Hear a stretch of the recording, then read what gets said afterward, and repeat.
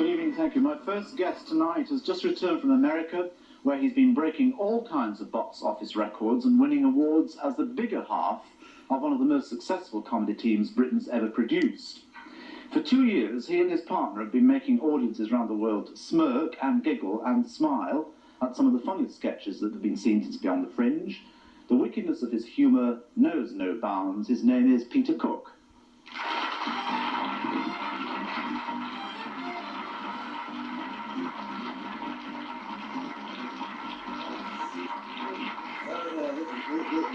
This means I'm meant to be terribly funny, doesn't it? Yeah, oh, could you be satirical? Build-up. Satirical, I haven't been that for 10 years. Have you not? I've just been greedy for the last 10 years. Are you a rich man now? No, I always blamed my parents for one thing. I was never born rich. And the only problem I want to cope with is that terrible problem of being really rich. Because I know how it can destroy you. As a human being? As a human being, which I've never been. Yeah. I've never been that yet. If you were ever to be rich, like if a fairy sat on your shoulder tonight and twinkled a lot and said you could be as rich as Croesus. I'd just sit with the fairy and be happy. Don't say I'm not feeding you. I wouldn't succumb. No, of course you wouldn't. No. Or eggs. Pardon? I'll leave that to one side. I don't go for this North Country stuff. I don't know. Would you ever retire, though, is what I'm trying to say? Or do you have a demon for work, energy? No, I don't have a demon for work. I don't have much energy. I've been doing the same thing for about 4 years. We started in Australia, we came to London, then we went to New York, and we've been touring for 9 months. Is that a sign of some laziness? It's a sign of, again, tremendous greed, desire to accumulate some money, that's all. For a rainy day? For a rainy day. Right, well, now listen, you've come beautifully back to this country for a little rest and some refreshment. Yes. Well, or what have you come back for? I've come back because finished doing the show. I was contracted for a certain amount of time. And I've come back to me home in Hampstead. But have you come back to recharge? Well, this is what in posh papers they said, to recharge his batteries. If I could find them, I'd recharge them, I suppose. I've come back for a bit of a rest. Have you found a bit of work? Found any changes? Are we improved, or are we worse, or are we happier? I came back and I got flu immediately, and I watched the Labour Party conference for a week. And now I'm recovered and I'm watching the Tory Party conference for another week. Yeah. And I think the whole country is being run by Eddie Waring. Is my impression. I just used to get the Sunday papers, the English Sunday papers. This is when you were in America? In America, yeah. To keep in touch, so to speak. Yeah. And I really have no impressions yet. Do you mean you haven't been out of the house? You've been glued to the television? This is about my first day out of the house. Is it really? My first day out of bed. Are you having a nice day? Nice time? I've had a lovely day so far. Good. Yes. Right. Now, so you don't know whether we've changed or not? Not really, no. I don't know if I've changed. I'm sure, well, you've changed tonight to come here, but the only change I know is I bought a house just before I left, and it's been sort of done. And I arrived back, and it all looks very nice, except there's lots of cracks about the place. And I asked the builder what the cracks were, and he said, well, basically what has happened is your house is moving. And I said, well, where's it moving? He said, well, we've got the heating in now. So it was an unheated house before you had it. And now with the radiators in, you've got about 12 rads in, you see. With 12 rads, you get movement due to the heat accumulating, and then you get the biflow back, and of course you double up with the drainage. So it's also sinking. Not just moving, it is sinking. I said, where is it moving? He said, Watford way, really. And I said, can I stop it? He said, no, I just warn the neighbours, you know, that you maybe going across their ground a bit, and it'll be gradual, but you'll be in Watford by about 1983, I'd say. Well, it's nice to know you keep on the move. And the van's broken down again. He was going to try and stop it moving by buttressing it with your wood, you see. But if you get your wood up against it, you're going to get the damp coming up the wood. And if you get the damp coming up the wood, you can either stay at the top of the wood and get the damp down with a towel or something like that. That's like a 24-hour call, you know. And let's face it, you've got a lot to do, being unemployed and looking for work and that. And so my advice is to really get a nice bungalow. You know, you've got an old house.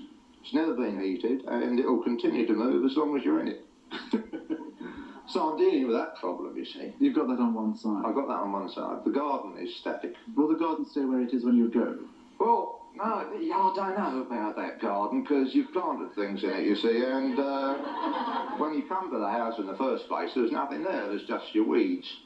Now, you can deal with your weeds, because your weeds stay, you know, because, they get used to a place and they stay. With your fancy plants and that, your sort of aesthetic number, if you get that kind of fancy plant in there, well, they're capricious, it's like women.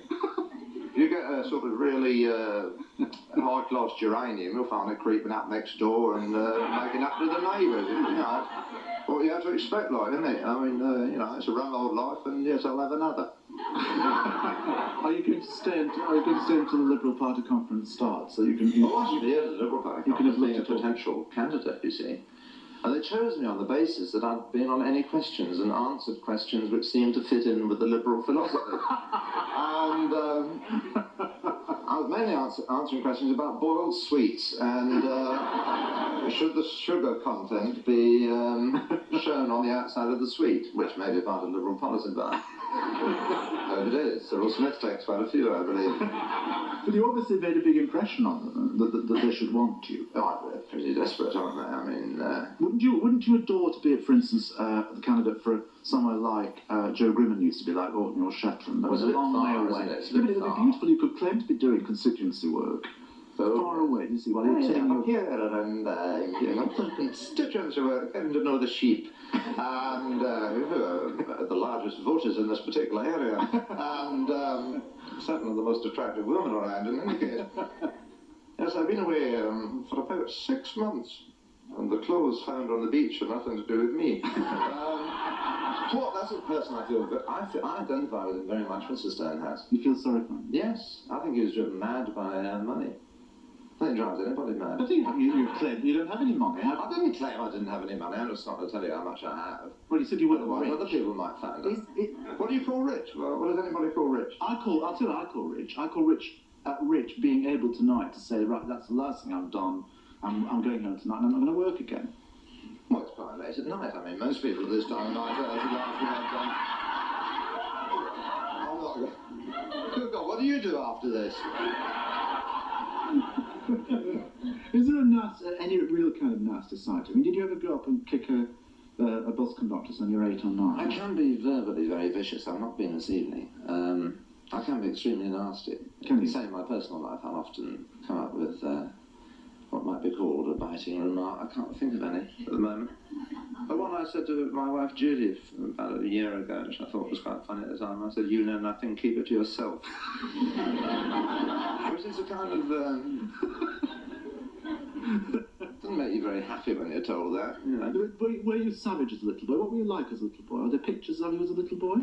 I don't think you've got them, have you? I haven't, I certainly haven't. You don't collect little boys' pictures, do you? Well,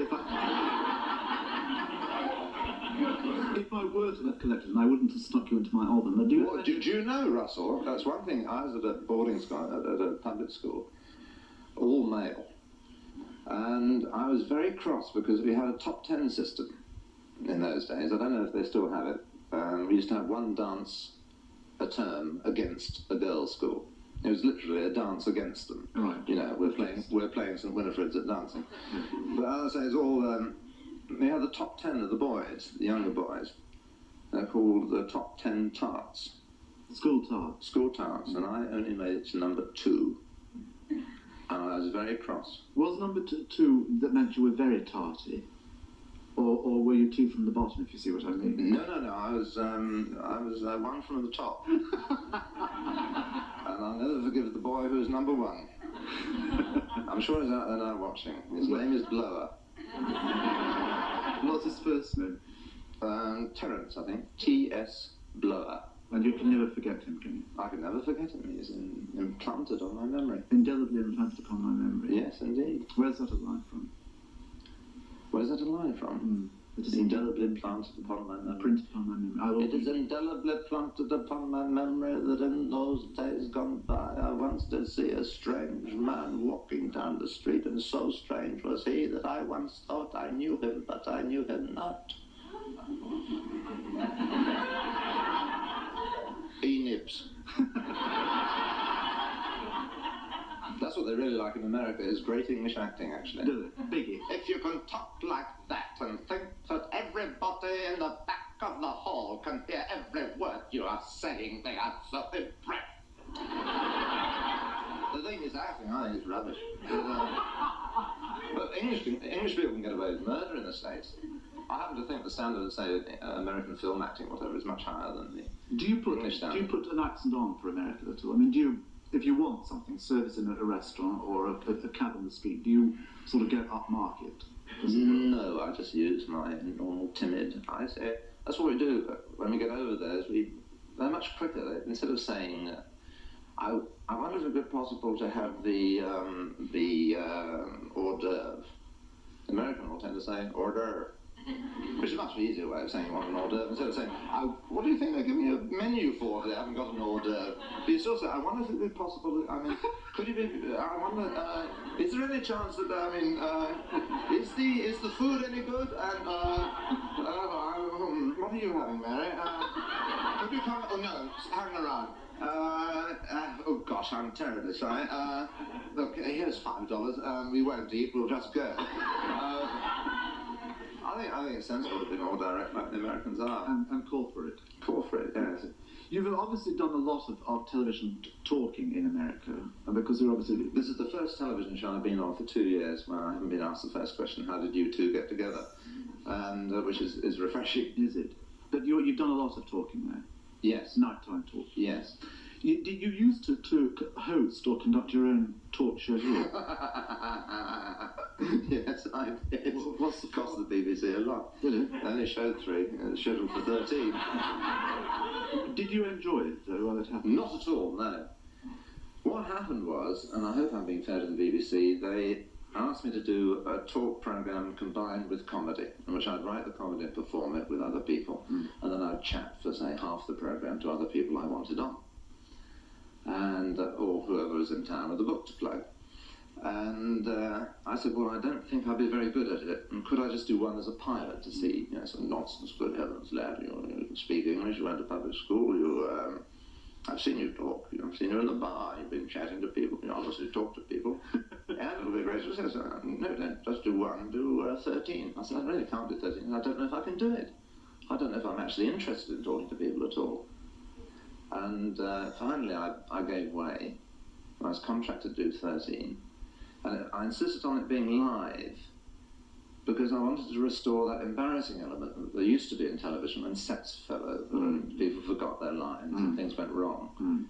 Or walked off. Or walked off in a huff. And it was live and it was disastrous. I made sort of certain basic talk show errors.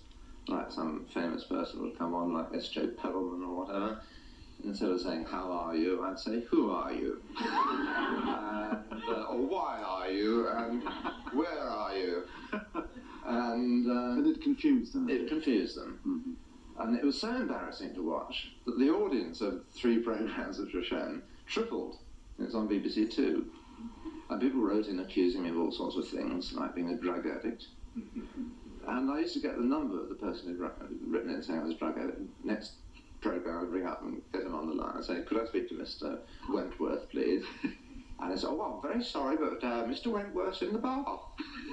And I said, well, this is Peter Cook speaking. He just wrote in and said I was a drug addict and I'd like to talk to him. He said, oh, fancy that. Well, I'll just go and see if I can get him out.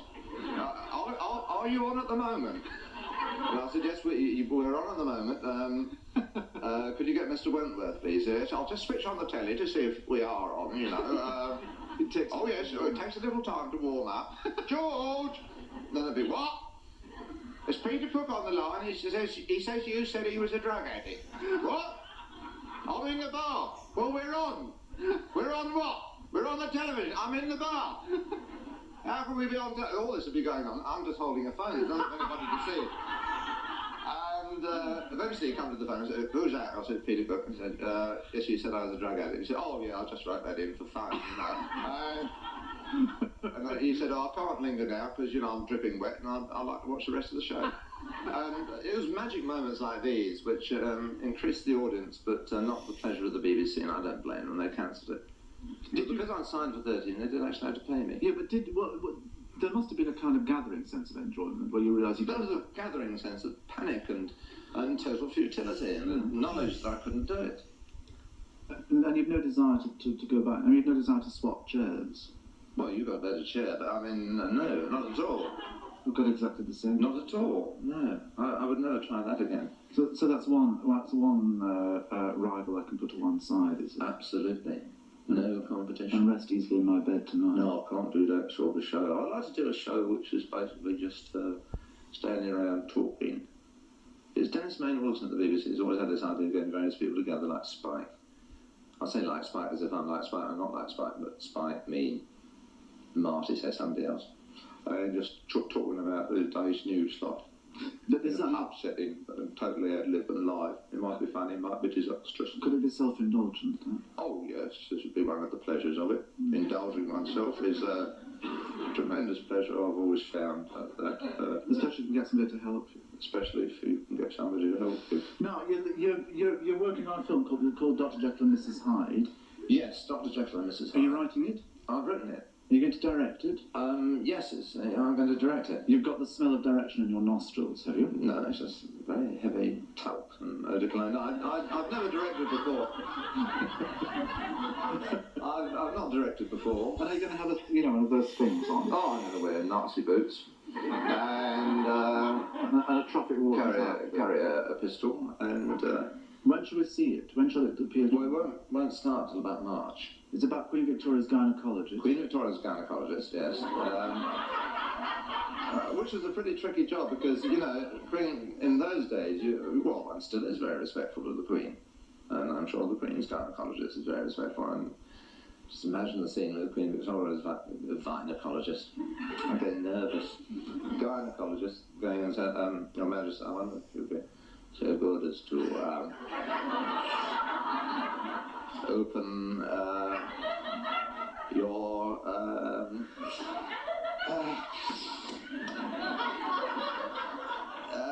legs. We do not wish to open our legs. Well, I'm afraid we're going to have to open our legs. Otherwise, nothing much is going to happen. Eventually she's persuaded, and I imagine she'll say something like, I now declare these legs